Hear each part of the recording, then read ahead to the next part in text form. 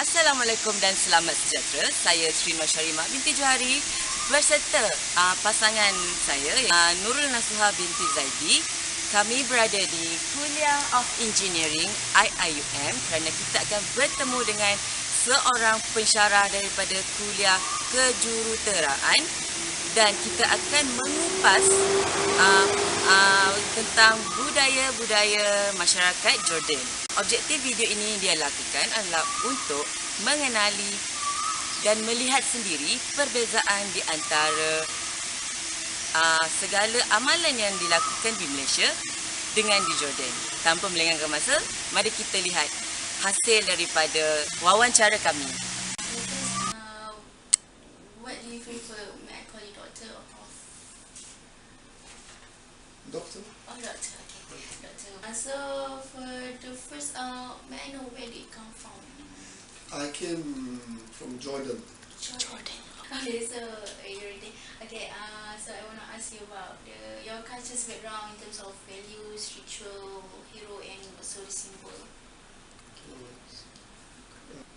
In terms of value, we have a value of sharing and caring.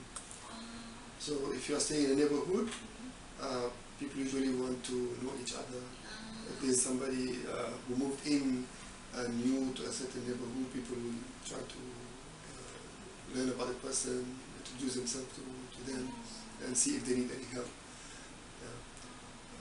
So that is something that we still adhere to. And the value of a family is very important because we, as Jordanians, we are Arabs. Arabs, we still have the family name and ties. So I carry my name. In my passport, you will find my name, my father's name, my grandfather's name, and my family name. Right? So I know my cousins and the children of my cousins. We all carry the same title, Al-Khatib, for example. So family is very important.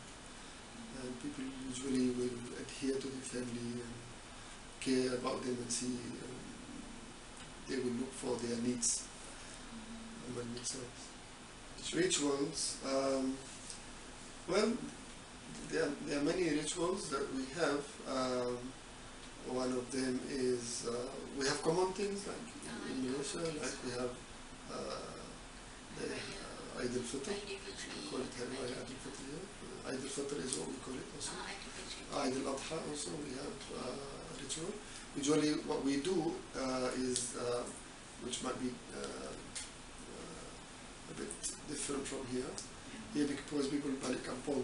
For us, first thing we do after prayers, we go back, we take breakfast together, and then we will do a visitation. So like for myself, my cousins, whoever we are close to each other, the male of the males will gather together, then we start visiting the females in the family. My sisters, my cousins' sisters, which are my cousins, and then our aunties, so we visit the females first. Usually we will visit them, spend some time, talk with them. They will serve us some sweets and stuff, and then we keep moving. So the first day will be actually quite exhausting because we have to visit as many people as possible. We have rituals. If you look at it, it's all focused on family. So if let's say you have a new baby, the whole family also, the very closest, the sisters, sometimes the uncles will come and visit. They will take care of the mother. Usually the mother will not cook for some time. She will be taken care of by the relatives. Sometimes the neighbors also will provide with food and until she is well and she is able to take care of her. I'm quite interested with you say about the meal regards to Aidilfitri. I want to know which are the special meal in your country during Aidilfitri, Adha, so on. Usually we prepare ma'amur, which is now known here, I think, which is dates with flour. You know, we prepare it's like biscuit. It's like biscuit. Oh, I know. It's a flour. Chocolate almond. It's like a flour and suji. And then we stuff it with dates. And then we have a certain mold which has a shape. We put it inside and we turn it upside down. Then we have a certain nice shape. Then we bake it. That is some kind of must eat. So usually you will be eating a lot from there wherever you go. Yeah. It's quite interesting. Okay, the next one. What about the hero of your country that unite all of your citizens and so on? Well, for us, because our the country is ruled by a king, and the king refers to the descendants of the Prophet. Oh, yes. Right? That's why they call it Hashimi. Right? So usually people have the Prophet as their Role model. the model, because the royal family descended from there. So people usually go back to the Prophet's character as the the role model to them. Yeah. Okay, that unite the whole country. Okay, the next one is about the special symbol that represent the citizen of the country.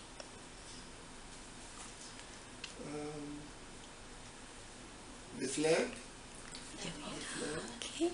Is what usually people unite about. That's where the flag is for everyone. Is there any particular others like ours? Malays especially we wear baju kurung, baju Melayu. Okay, that represent. Okay, that's Malay. So. Oh, okay. In terms of dressing, we have. You see, because in Jordan we have different areas, but commonly you will wear the Wawancara and the Al-Khatib, which is it's like a headscarf for men, but it's not headscarf actually. It's like the red. It's like red and white kind of. I'm sure you've seen it before. Oh, yeah, we call it Wawancara, and on top of that we wear the Al-Khatib, which is a round piece to hold it on the head, and the dress is the white long Arabic dress. Is it mask white?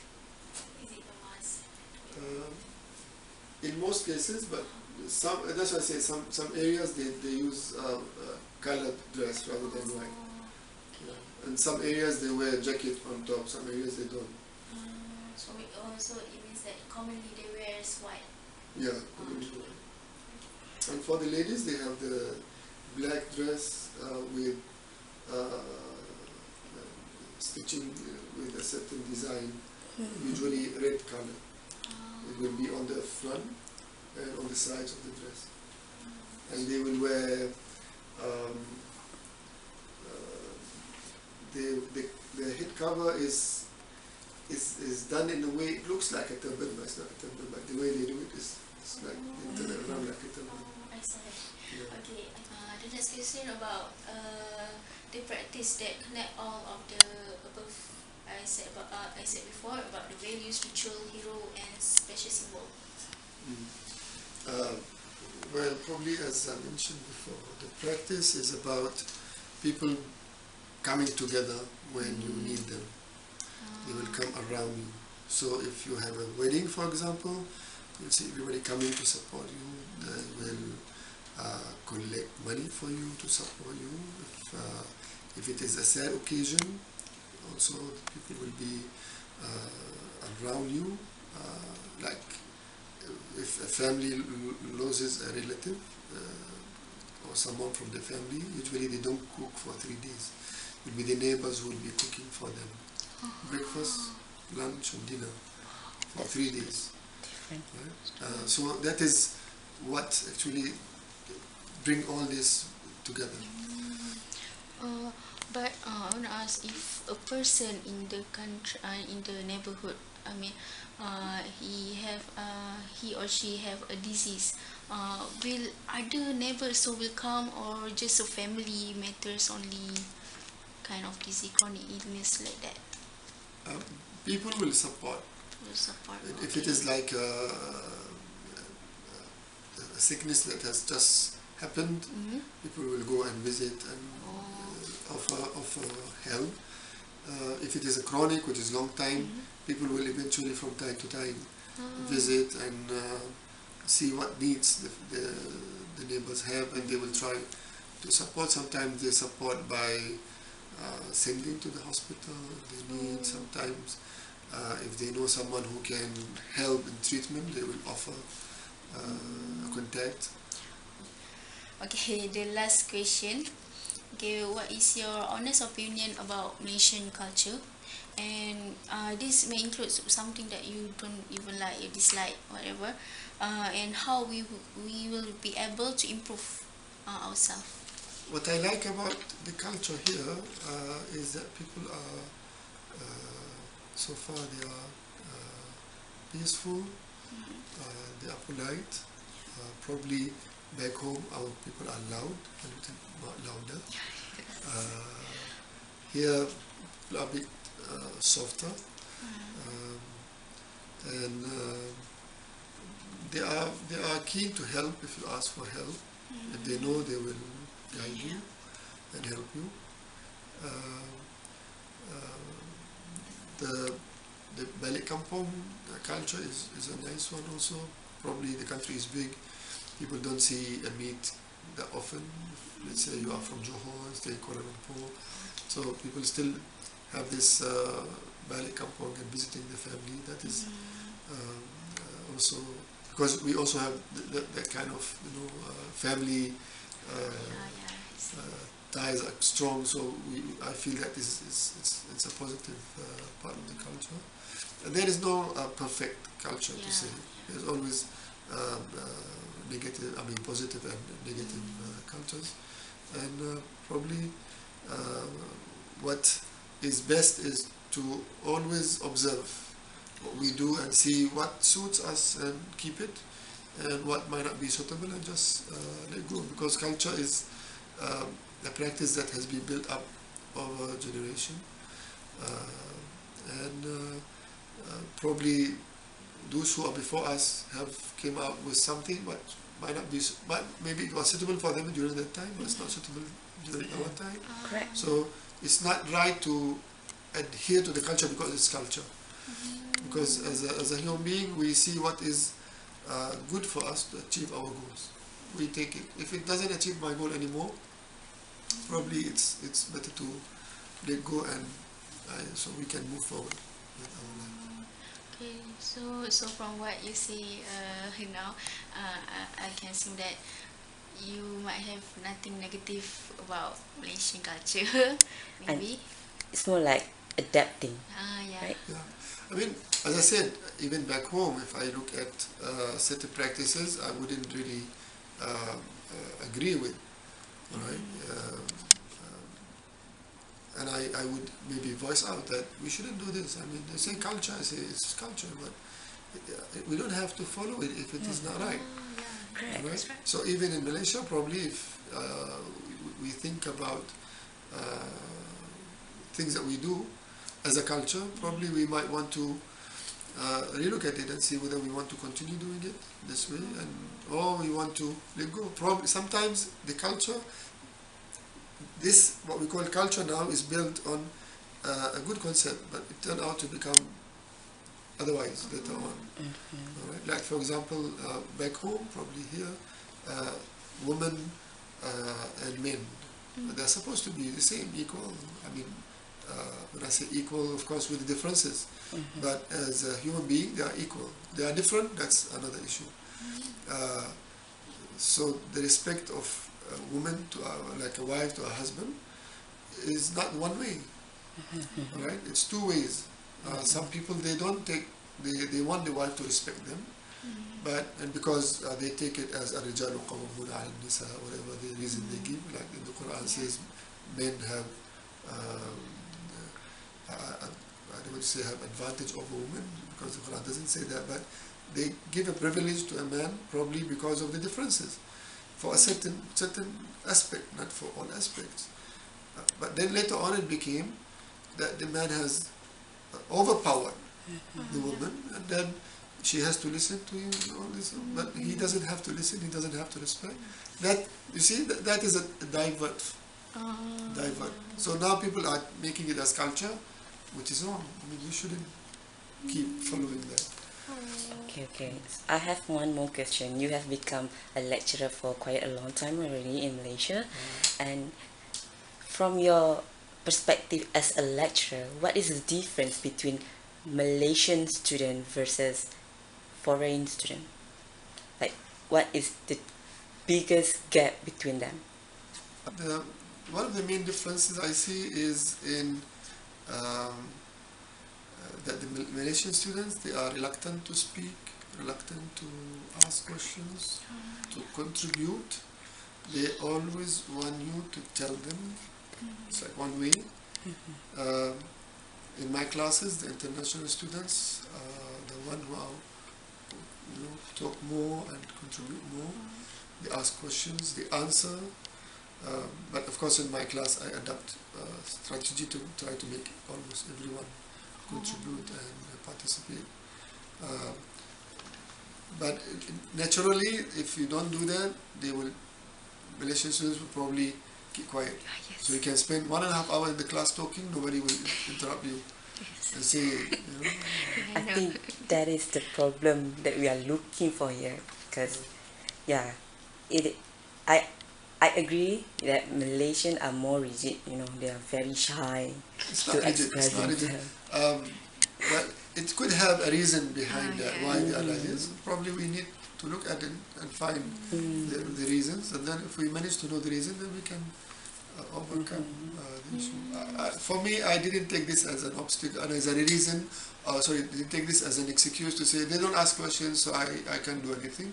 I took this as a challenge, and I used techniques which I learned to try to encourage them to speak and to participate. And I think I have managed to some extent to do that. It's just that you need to find the key to the person to make them speak. Okay. You must be the favorite lecturer in here, I think. Well, I hope so. Inshallah. So, the last word from you, what do you wish for this student and how they're able to improve themselves? Learn. The more we learn, the more we can improve. If we don't learn, we will either remain where we are or probably we will drop. And I always advise my students, on your right hand you carry your engineering book, on the left hand you carry social science book, so that you balance your life. You don't only focus on technical, but you also have knowledge which will help, because later on you will not graduate as an engineer. Only you be an engineer, employer, employee, a father, a mother, probably hopefully a minister. So you need all this to be with you. So learn is the key word for improvement. Alhamdulillah. So we are already at the end of this video. Doctor, please say hi and bye to my old classmates. Hi guys. Bye guys. Assalamualaikum.